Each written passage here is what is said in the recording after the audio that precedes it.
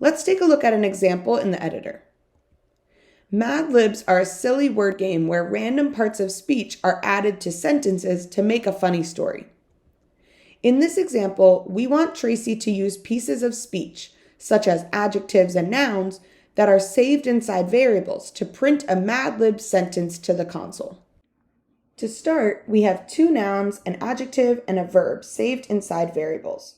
We want to use these variables to write a sentence on the console that will say, "The stinky cat said to the banana, 'No, I will not dance with you.'" Let's start with the print command. Inside, we want to start with the string the, and then we want to use the text stored in the adjective variable. So I can use concatenation to put these together. All right, plus adjective. Let's see if that's working.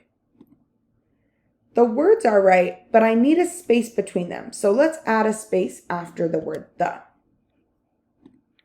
Perfect. Next, I want the value saved in the noun1 variable to print, but I need to remember that I want a space between these words. So I'll add plus and just a space inside my string, and then plus noun1. Let's see how that works.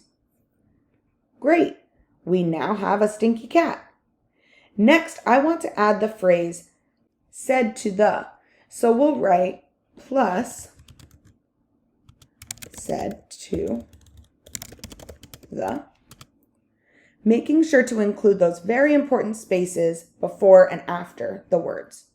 And then I want the second noun to print, so I'll add plus noun2. Let's see how it looks. Great. Now I want to start the quotation, which says, "No, I will not dance with you." To be grammatically correct, we want a comma to print before we start the quote. So I'll write plus "No, I will not."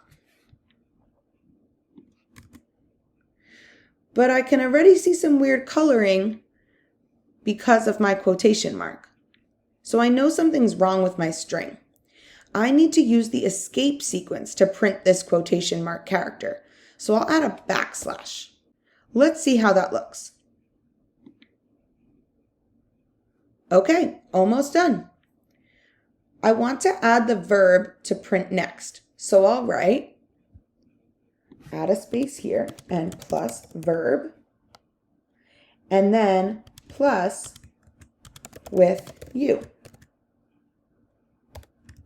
I'm using that escape sequence to make sure my quotation mark prints as well. Let's see all of it together. We can see that the text in the console is too long, so it's running onto the next line. I can drag this panel out and see that it resizes because now it has more space. But I think I want the quote to be on its own line, regardless of the size of the console. Do I need to split this into two different print statements to do this? No, I have the escape sequence for a new line. Let's add that in before the quote prints. So I'll add /n. Great. The only last thing I'm finding kind of annoying is how long this single command is. I have to scroll back and forth to read it all.